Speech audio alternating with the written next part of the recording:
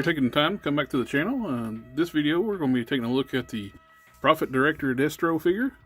I was originally going to pass on this figure. A buddy of mine got a copy of it, and after seeing it in hand, I really liked the figure, and I love the packaging with the gold foil lettering on the box and on the top. Really nice with the colors, more vibrant than the normal G.I. Joe classified boxes. It's a nice window box with easily see with the accessories that come with the figure. You have the cheetah leopard print cape, the gold briefcase, golden gun, and some burning cash. Overall, it's a great presentation if you want to just leave it inside the box. And if you've watched any of my videos, you know I like to crack my stuff open and display loose. Alright, let's free Destro from the box and take a closer look. Here's a little tip too. If you're a fat finger like me, if I try to pop these boxes open with my fingers, I'll crease the center of the card. If you take something flat like a blade or something and just pull open to the side, you can pop them out without twisting the card. Nice Cobra logo in the background of the box. Here we have Destro outside the box with all his accessories. He has his gold briefcase, which is also have a molded in money on the top of it, and a computer laptop style on the bottom. His cheetah print cape, golden gun, which is a reuse from the first Destro figure. Some new shades, and the burning cash. I really wish this could have been molded in like a translucent material. That way you could have had the flames in like a translucent orange. This is all painted anyway. Well, let's deck out Destro with all accessories and check out, see what he looks like. Here we have Prophet Director Destro, or aka Pimp Daddy Destro, decked out with all his accessories, with two of his ladies. Destro looks pretty good, decked out with all his accessories. Overall, the paint's really clean on the figure, and got a little bit of a little fuzziness on the cape here and there. Cheetah print looks pretty good. The only place I've seen really, I'm going to have to touch up, is like a little black paint smudge down here on the lower boot. Right above the boot. Hopefully we can just take a little bit of a clear nail polish and a Q-tip, just remove that. But he does look really good. I like the gold paint, looks really nice. Real glossy finish to it. The shades just slide on, just rest about on his ears.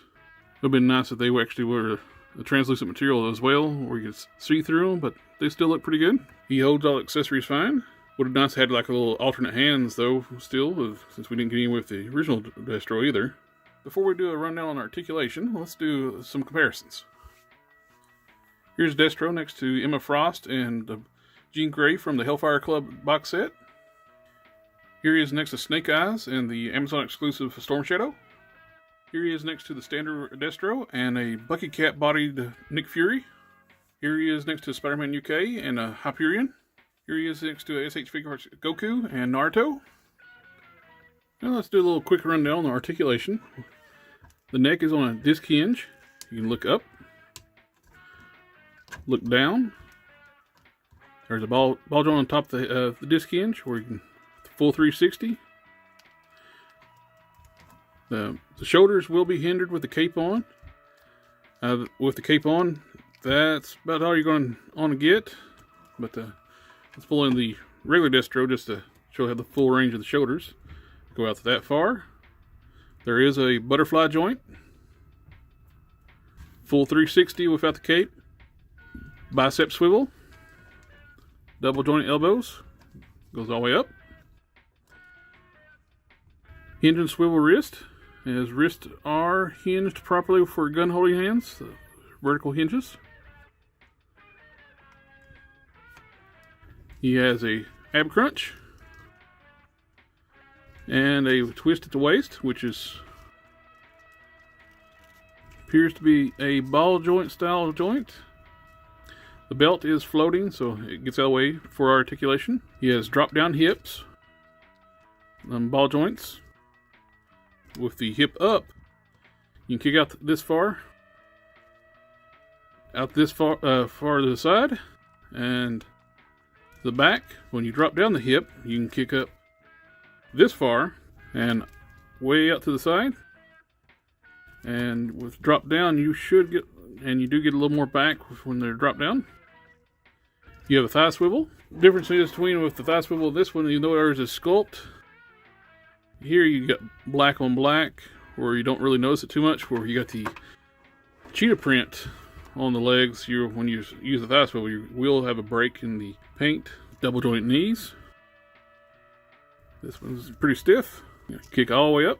With the drop down, you can kick all the way up to right on his lower back. He does have boot swivel, hinged ankles, and ankle pivots. The figure is very well articulated, as most of the G.I. Joe classifieds have been very articulated, which I've really been enjoying getting the Cobra figures.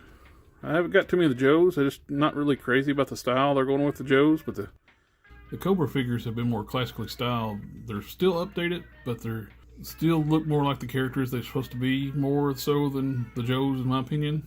Not being a big Joe collector, I've always liked the 6-inch scale figures, so I only have a few of the 3 3/4 inch and the 25th anniversary 4-inch figures. 25th anniversary. I was really hopeful, which I always loved the 80s cartoon.